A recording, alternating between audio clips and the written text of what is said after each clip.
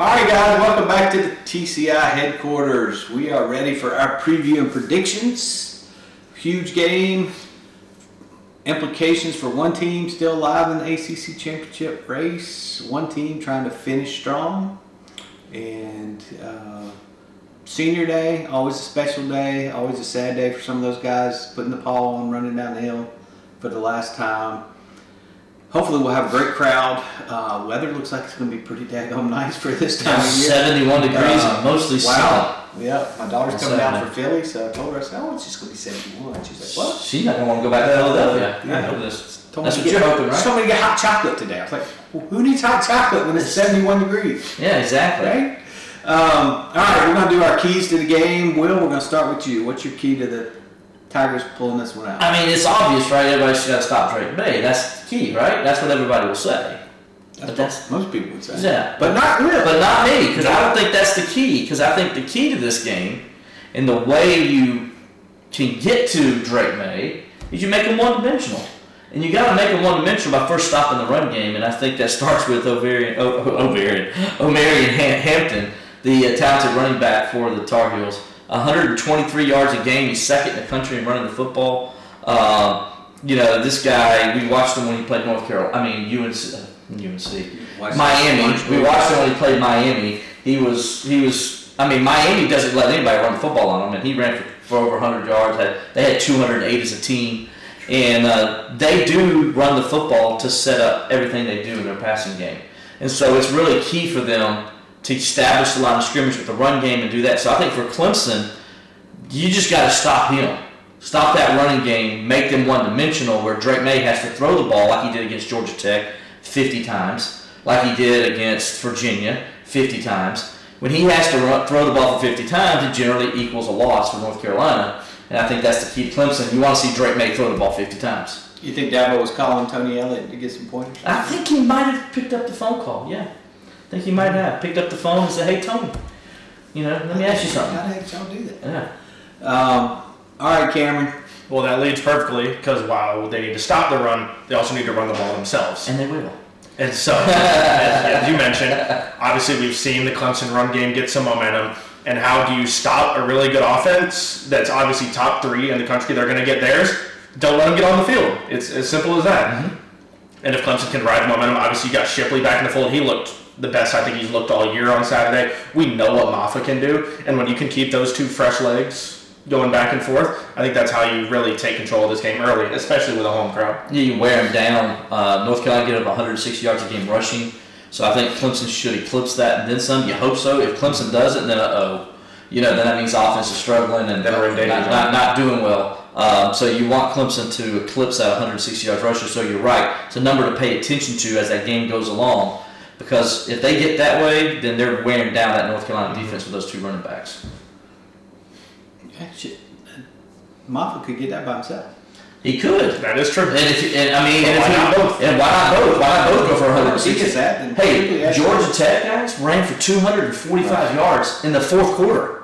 Yeah. In the fourth quarter. 11 carries, 245 yards. And how'd that Georgia Tech running game do last week? They didn't do anything against Clemson. They had like 102 or something like that. They had like a couple good runs early, and then that was it.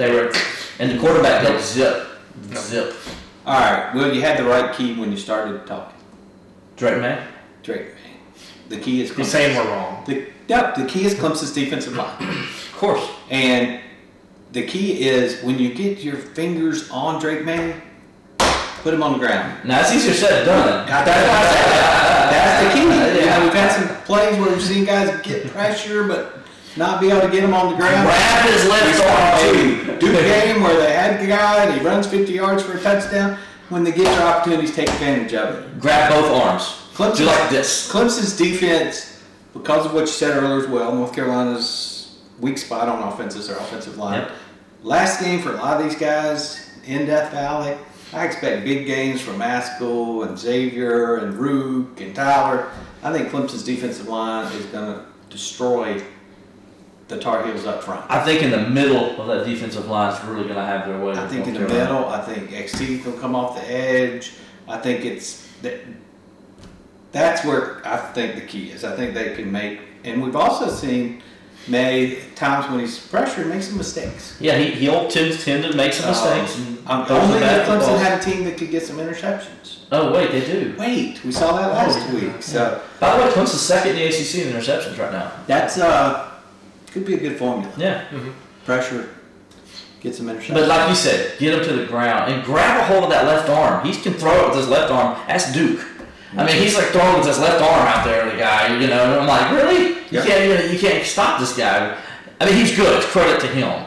You know, that's how good he is. So as a defender, you got to understand who you're playing, and know you got to totally wrap him up and bring him to the ground.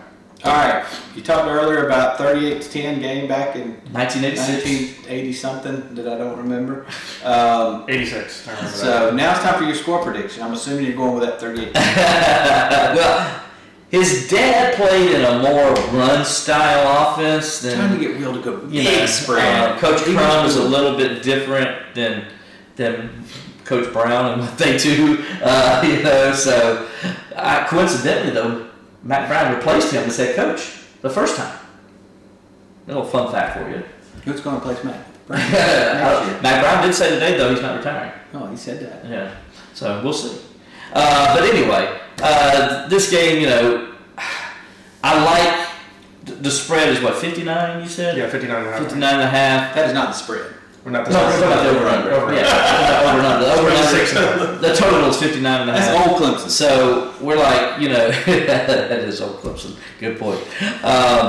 You know, I see that. I think you're going to see that get eclipsed this week. I do think that because of North Carolina's offense, and I think Clemson's going to be able to score and move the football. With that said, you know, I like Clemson to win this game. It's going to be a little more high scoring because I think North Carolina will get a few of his plays. It's just got too talented of receivers, too talented of an offense and skill sets. So I'm going to go Clemson because they can't kick field goals, 42.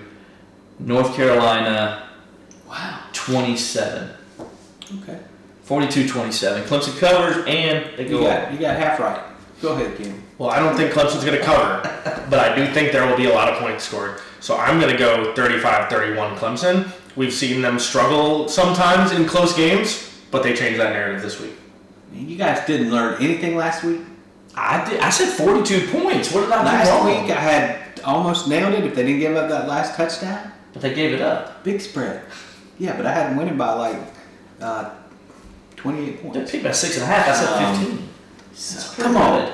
We got to get Cameron going up here. All right, here we go. All right, here we go. Please. Clemson defense, like I said last week, I thought Georgia Tech was overrated. Yeah. I think North Carolina's overrated. You think North Carolina's offense is overrated? I think their team is overrated. Now, I think overall, I think you're right. So I think Clemson's defense is good. We've said all year they got national championship type defense. Mm-hmm. Won the final times to prove that to the fans. So I think North Carolina might get 17-20.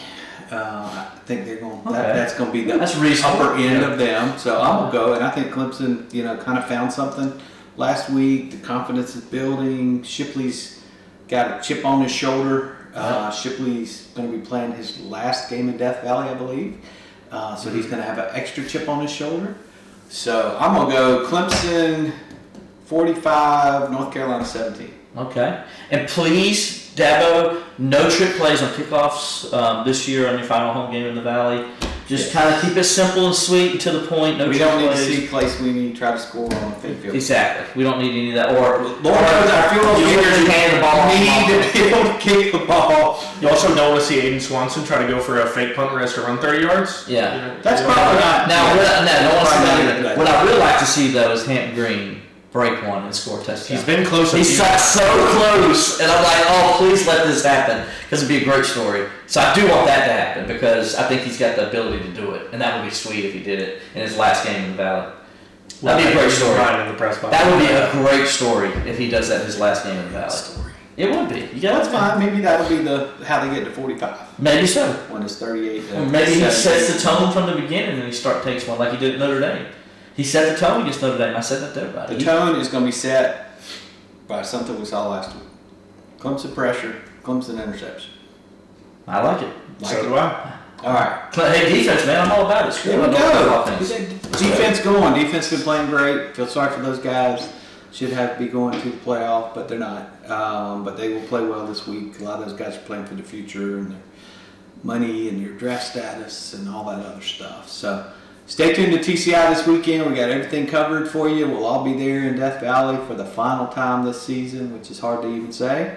But we'll have everything covered. We do have a basketball game Sunday as well, so we'll have that covered for you guys as well. Hoops picking up. Tigers Undefeated. playing well, kind of pulling some craziness out with the come from behindness, but hopefully that'll get a little bit better. But we got a ton of stuff headed your way this weekend. Stay tuned to Clemson Insider for the most complete coverage of Clemson athletics. This is Miles Murphy. Make sure to check out Clemson Insider's most complete football coverage. Nobody does it better.